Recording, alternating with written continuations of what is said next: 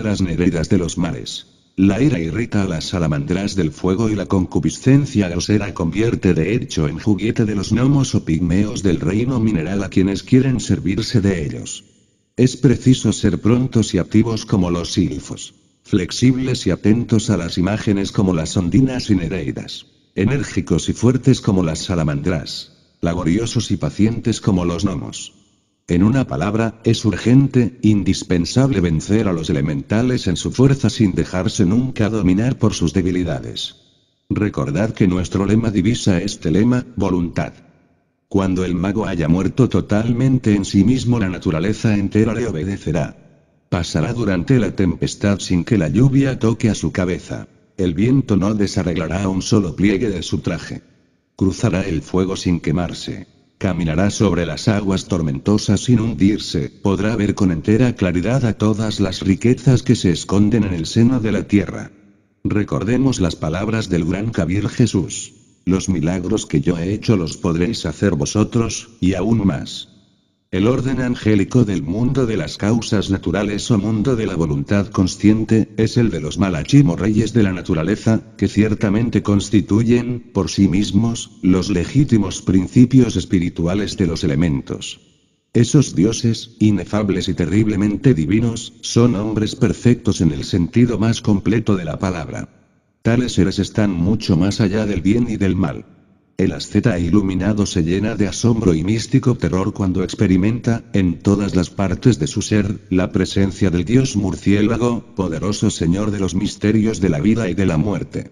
No está de más recordar que aún se conservan cantos a Huitzilopochtli, a la madre de los dioses, al dios del fuego, a Xochipilli, el dios de la música, de la danza y del canto, a Xochiquetzal, a Xipetotec, el bendito señor de la primavera, etcétera, etcétera, etcétera. En instantes en que escribo estas líneas surgen en mi mente algunas reminiscencias insólitas. Ha muchos años, cierto mespenógrato moraba en mi casa. Parecía no tener afán de partir. Consulté el caso a Ekadl, el dios del viento, y es obvio que el sujeto apresuradamente abandonó mi casa. Afortunadamente tuve en mi poder la suma que Ekadl me exigió por el servicio. Nada se nos da regalado, todo cuesta. A estos dioses elementales se les paga con valores cósmicos. Quien tiene con qué pagar sale bien en los negocios. Nuestras buenas obras están representadas con moneda cósmica. Hacer siempre el bien es un buen negocio.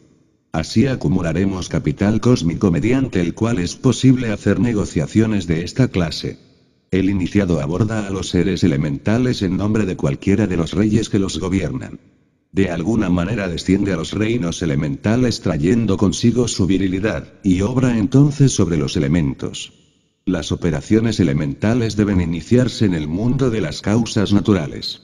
Desde esa región deben ser controladas, faltando ese control, la magia negra surge de inmediato. Cuando las fuerzas elementales se divorcian de sus principios espirituales y se convierten en algo diferente, aunque no se pretenda hacer ningún mal, se produce inevitablemente una caída acompañada por la degeneración. Cuando reconquistamos la inocencia en la mente y en el corazón, los príncipes del fuego, del aire, de las aguas y de la tierra, abren ante nosotros las puertas de los paraísos elementales. Es necesario, por tanto, que cuando queramos servirnos de las fuerzas elementales pidamos el auxilio a los reyes correspondientes. En el mundo causal o mundo de la voluntad consciente es, esencialmente, la región del misticismo religioso. El gnóstico que aprende a combinar la meditación con la oración, incuestionablemente puede establecer contacto, objetivo y consciente, con los dioses de la naturaleza. El mundo causal es la esfera de los maestros, es el templo eterno en los cielos que mano alguna ha construido, es la gran morada de la fraternidad oculta. ¿Estáis enfermos? ¿Queréis sanar a alguien? Escoged entonces como motivo de concentración, meditación, oración, súplica, etc., al famoso dios murciélago de aztecas y mayas. Indubitablemente este gran ser es un maestro de los misterios de la vida y de la muerte. Cuando el fuego chisporrotea abrasadoramente amenazando vidas, casas, haciendas, que sea entonces Huehueteotl, el dios viejo del fuego, el objeto básico de vuestra concentración, meditación y súplicas. Bien saben los cabalistas hebraicos rabínicos que el mantra del mundo causal ha sido, es y será siempre. Aloha, ba, da'at. Meditar en tal palabra equivale a golpear en las puertas maravillosas del gran templo. Vamos a transcribir ahora un fragmento místico, una oración a Shipetotec, el dios elemental de la primavera que lo es también de los mercaderes. Oración. Tú, bebedor nocturno, ¿por qué te haces de rogar? Ponte tu disfraz, ponte tu ropaje de oro, mi Dios, tu agua de piedras preciosas ha descendido. Se ha transformado en Quetzal el alto ciprés.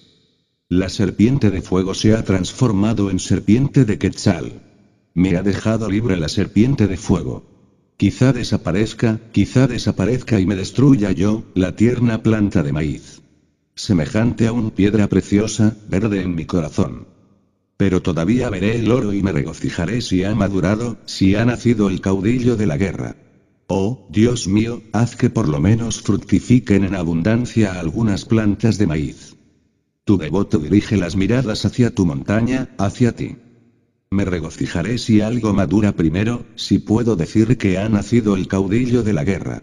Y cuando ya se logra el milagro de la fructificación, el devoto agradecido clama al bendito señor Shipetotec, diciendo: ha nacido el dios del maíz en Tamoanchan. En el lugar en que hay flores, el dios y, flor, el dios del maíz ha nacido en el lugar en que hay agua y humedad, donde los hijos de los hombres son hechos, en el precioso Michoacán. Estas oraciones inefables son más bien de origen tolteca, y están muy bien escritas en lenguaje esotérico náhuatl atoli. Cuenta la leyenda de los siglos que Tritemius, el mago Abad, aquel sabio que en 1483 gobernara al famoso monasterio de Sponeim, conocía a fondo la esotérica ciencia de los elementos. Se dice que evocó al espectro de María de Borgoña ante el emperador Maximiliano, que se lo había suplicado, y es claro que la augusta sombra aconsejó al emperador un nuevo modo de conducirse y le reveló ciertos hechos ordenándole que se casara con Blanca Escieza.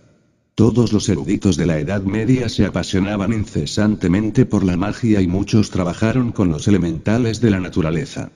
Algunos magistas, con gran fervor religioso, clamaban llamando a Cupido para que en el espejo magnetizado hiciese aparecer ante los devotos asombrados a la figura del ser amado.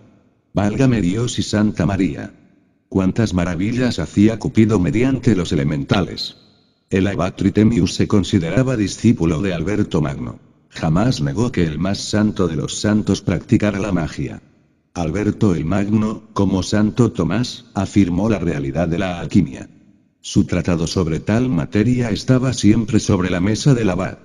Tritemius contaba que cuando Guillermo II, conde de Holanda, cenó con el ínclito y preclaró sabio Alberto el Magno en Colonia, este hizo poner una mesa en el jardín del monasterio aunque era pleno invierno y nevaba. Tan pronto los del convite hubieron tomado asiento, como por encanto desapareció la nieve y el jardín se cubrió de variadas flores. Las aves de distintos colores volaban deliciosamente entre los árboles, como en los mejores días de verano. Los monjes alumnos del misterioso abad anhelaban poder realizar semejantes prodigios y Tritemius se apresuraba a decir que el maestro conseguía estas maravillas mediante la magia elemental, y que en ello no había nada demoníaco ni, en consecuencia, perverso, condenable, execrable. Es ostensible que Fausto, Paracelso y Agripa, los tres magos más distinguidos de la Edad Media, fueron discípulos del abad Tritemius. Recítenme los 4 elementos de la naturaleza, ordenaba el abad a sus monjes en plena clase. La tierra, el agua, el aire y el fuego. Sí, continuaba el maestro, la tierra y el agua, los más pesados se ven atraídos hacia abajo, el aire y el fuego, más ligeros, hacia lo alto. Platón tenía razón al fundir el fuego en el aire, que se convierte en lluvia, que se convierte en rocío, luego en agua que se convierte en tierra al solidificarse. El místico que anhele de verdad convertirse en un malachim, en un rey angélico de la naturaleza, debe convertirse en rey de sí mismo. ¿Cómo podríamos mandar a los elementales de la naturaleza si no hemos aprendido a gobernar a los elementales atómicos de nuestro propio organismo? Las salamandras atómicas de la sangre y del sexo arden espantosamente con nuestras pasiones animales.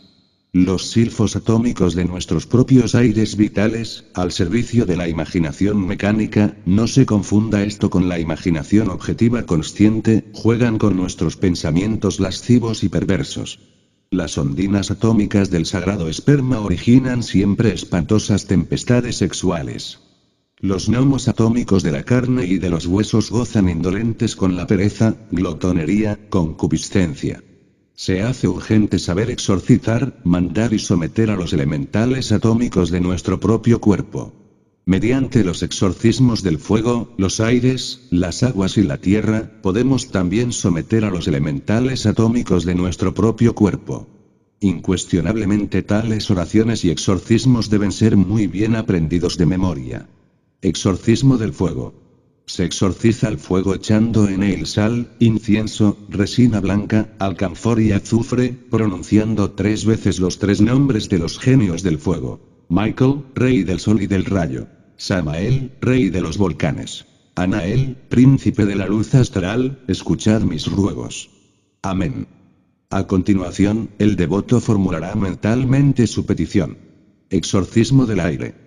Se exorciza el aire soplando hacia los 4 puntos cardinales y diciendo con fe lo siguiente. Spiritus Dei fergatur super aquas, et inspirabim faciem hominis spiraculum vitae. Sig Michael Dux meus, et saptabiel servus meus, in luce et per lucem. Fiat verbum alitus meus, et imperabo spiritibus, aeris ujus, et refrenabo equos solis voluntate cordis mei, et cogitatione mentis mea et nutu oculi dextri. Exorciso igitur te, creatura eris, per pentagramaton, et in nomine tetragramaton, incibus sunt voluntas firma et fides recta. Amén. Sela, fiat. Que así sea. A continuación, el devoto, concentrado en Michael y en Saptabiel, formulará su petición. Exorcismo del agua.